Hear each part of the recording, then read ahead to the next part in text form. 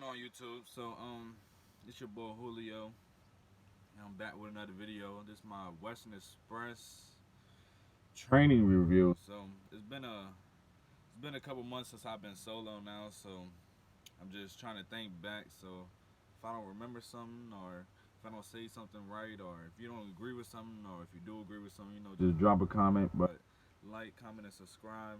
You know, any opinions that you got, anything, just drop it in the comment section. I'll respond back to you. So yeah, so my trainer came and picked me up. He was pretty straightforward. He told me, you respect me, I'll respect you, and just asked if I have any problem with him smoking cigarettes. He told me he smokes cigarettes all day and he drinks coffee all day. So that was pretty much it. But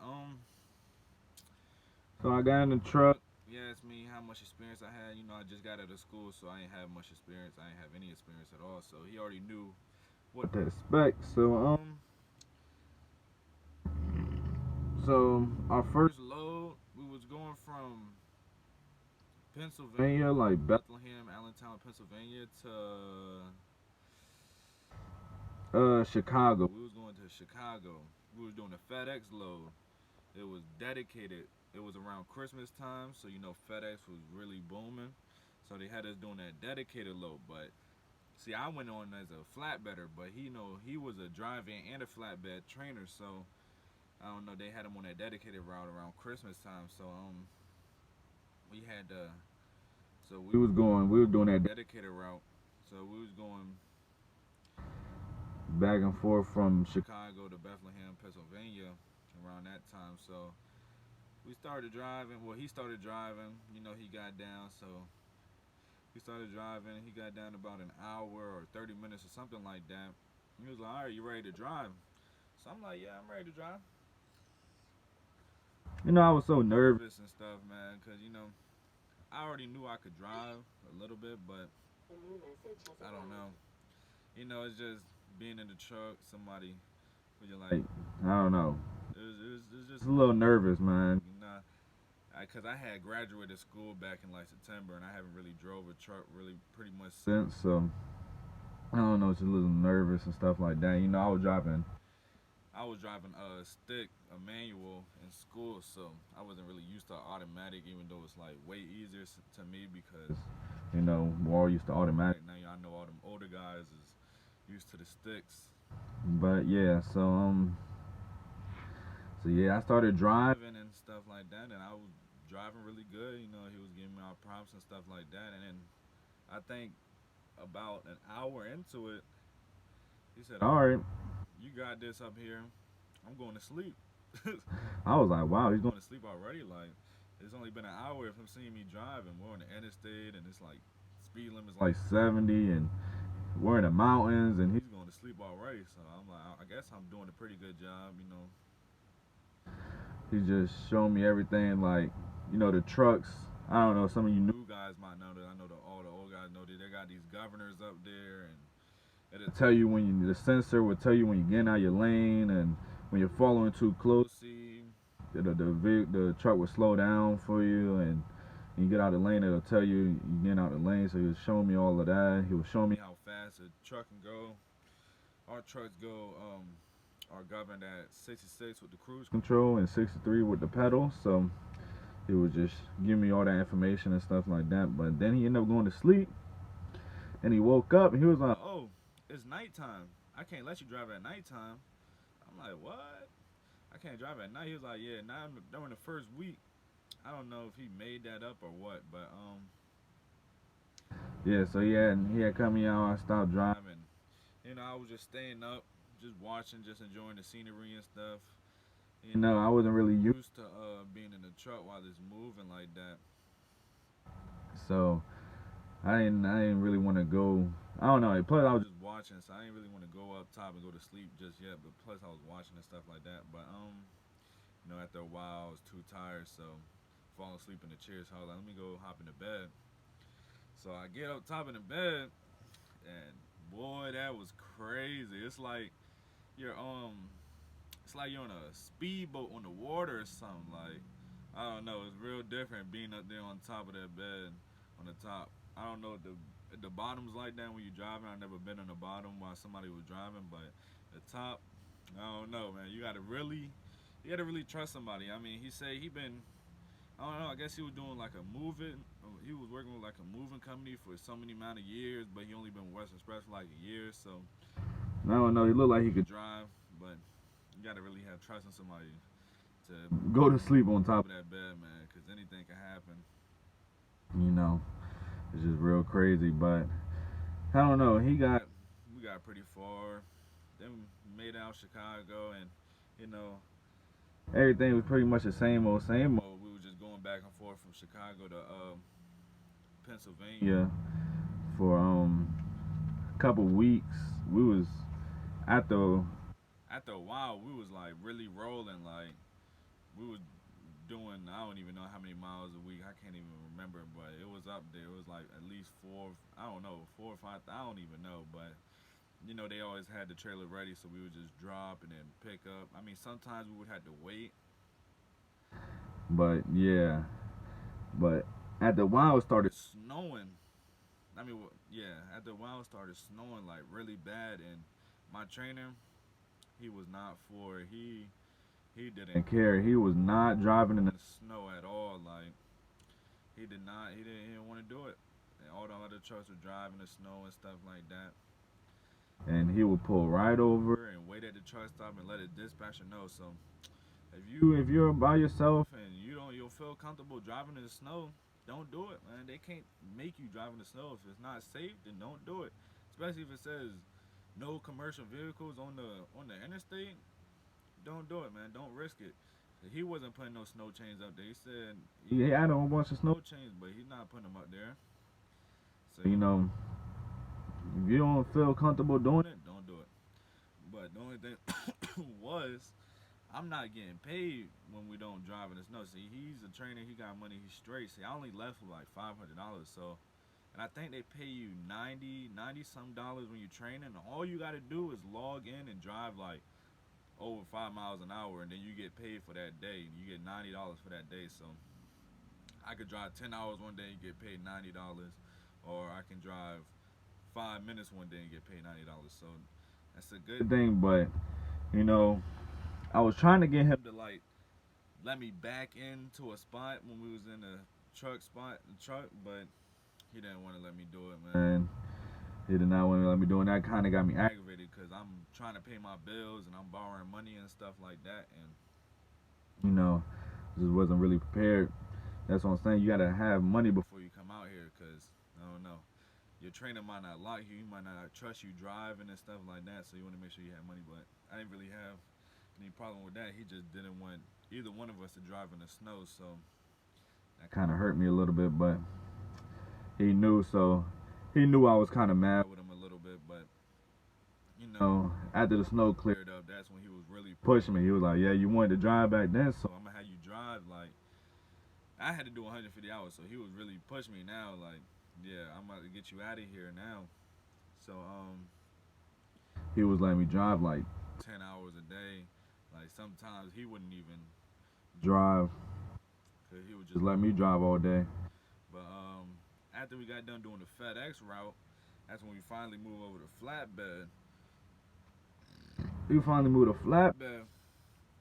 I think our first flatbed load was out of Chicago. It was out of Chicago, and we had to go pick up a preloaded trailer. I forget what place it was.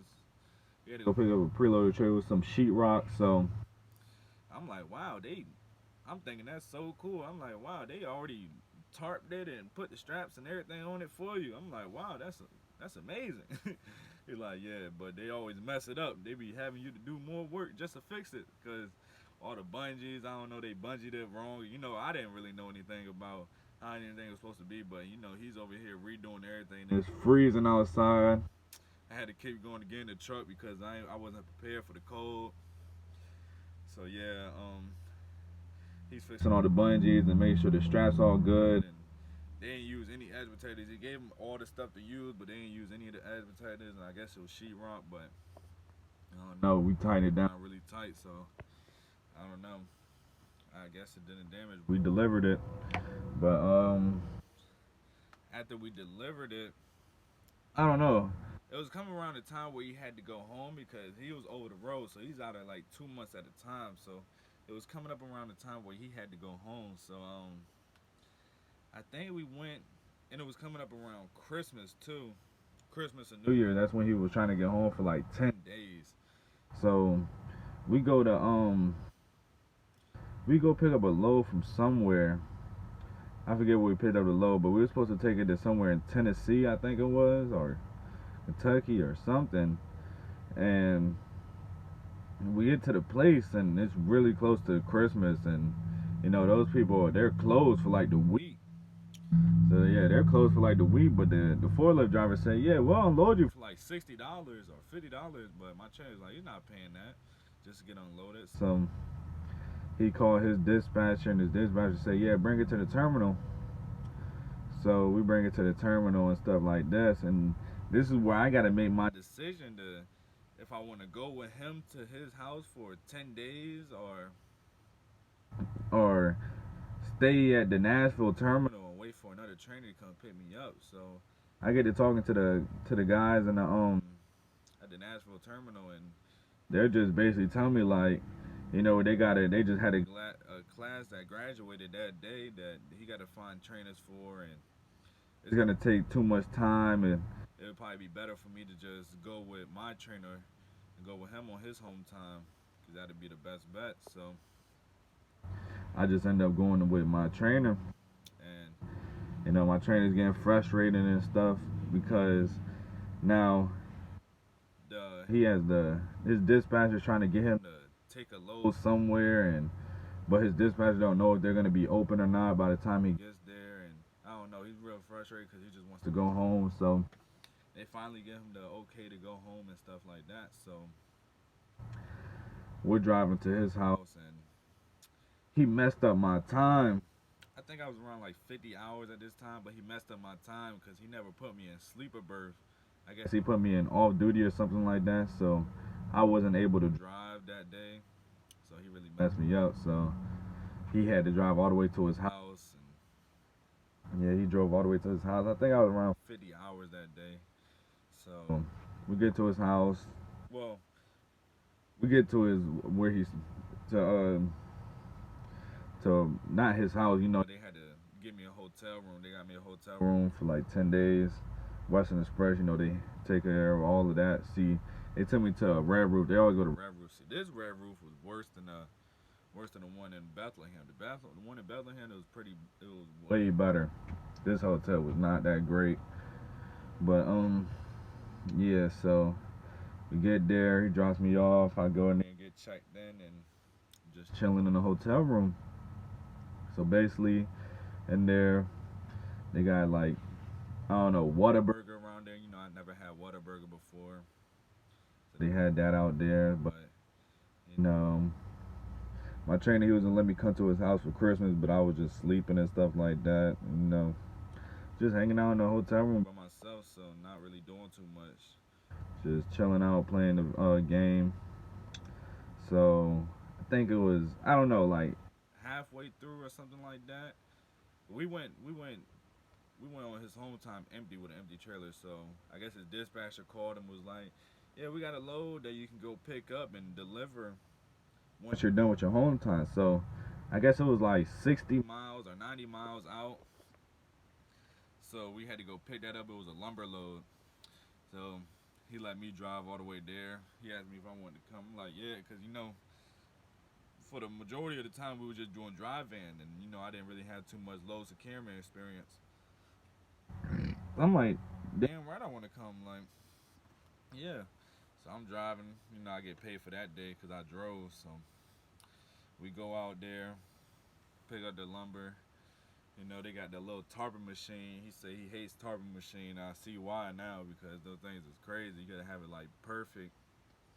So we get the tarping machine, and then secured and everything. It's raining and it's cold, and I don't know, everything's crazy, and the tarp don't cover all of the stuff because the wood is like the whole length of the trailer, and tarps aren't long enough. We got a little bit of space hanging out, and we're trying to hurry up because it's raining and stuff, and I don't know. It just wasn't really my best experience for my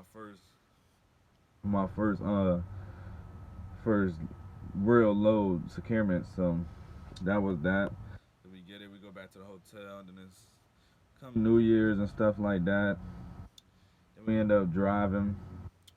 Everything passed, and we end up going back to work. So we got to go drop off the load. We end up dropping off the load. Then I don't know. I think we went to pick up another load. We didn't really do too many loads. I'm trying to think back because this shit happened so long ago. But then we go pick up another load.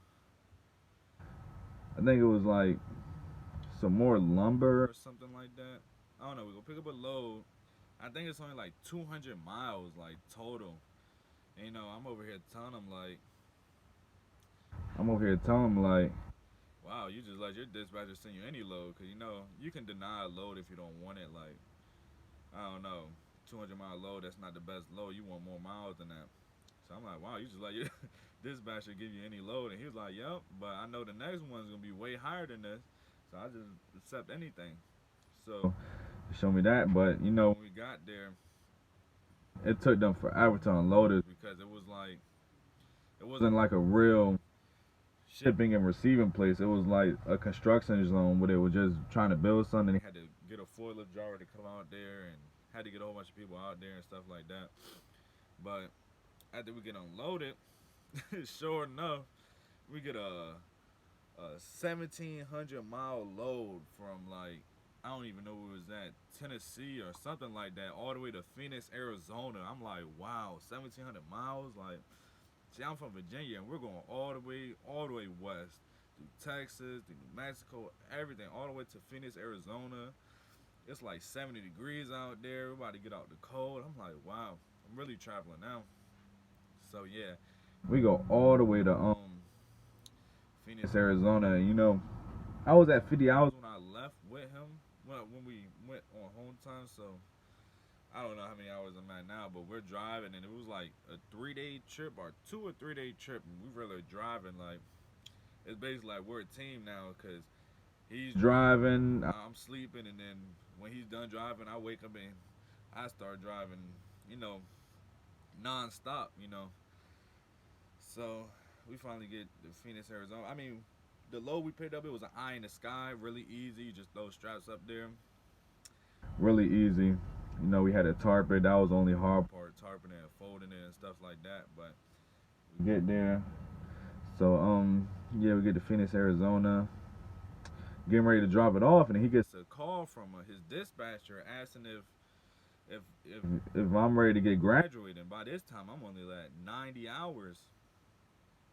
And he just tells his dispatcher, like, yeah, I was just trying to give him a little bit more loads of camera because, remind you, we only did like 4 loads of camera loads or maybe 3 loads. Like, we didn't really do too much at all. So he's like, yeah, I was just trying to give him some more loads of camera. But his dispatcher told him, like, they got a truck that needs to be recovered from this dealership, like, right around the corner.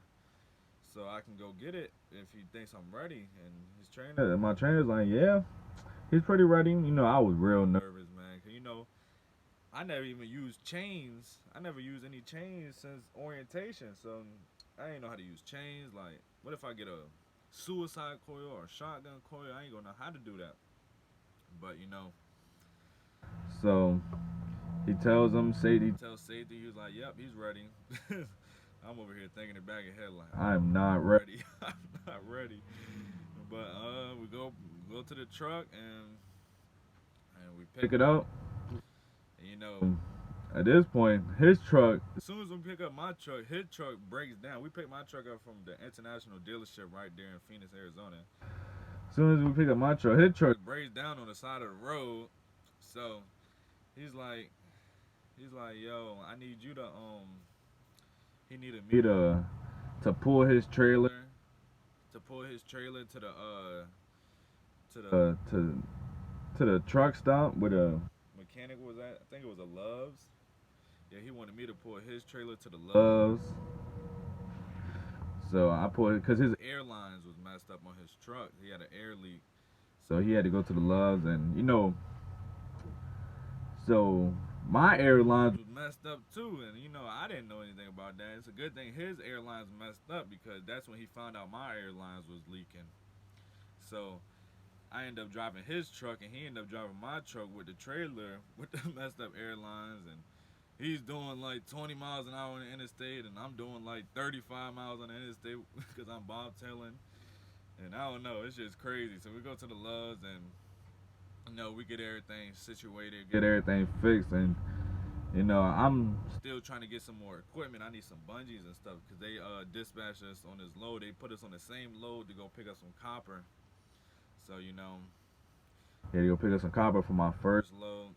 You know, he gets there way before me because I don't know what was taking me so long. I don't know. I had to get a whole bunch of stuff straight. I had to get a registration. I had to get some more bungees and a whole bunch of stuff. I mean, my truck came with a lot of stuff. I had to get a wrench bar, everything, you know. But you know, he gets there, and then he gets there. He has to wait to get loaded because they're doing appointment times. But yeah, he gets there. So we're there at the same time. But when I get onto the I said, you know what? I'm gonna save all this for the next video. But that was my training process, man. My trainer, he was a really cool dude, you know. The only thing I had to say is like, I don't know, I did 90 hours and I didn't really learn too much about chains. Like to this day, I really don't know how to use chains. I didn't use chains like one time to secure this shotgun coil, but I didn't really do it. I had this other guy from Western Express. He came in there and he basically helped me out. I don't know, he basically did it for me. He didn't really show me how to do it, but you know, that's the only coil or suicide shotgun coil I had. That's the only time I used chains. I haven't used chains since that, since orientation before that too. So I don't know, but it's been pretty good, you know. My trainer was pretty good, you know. He knew how to use the chains and stuff like that, but you know, we just never had a load where we had to use it. So I don't know, but that's the only thing I say that was the only bad part.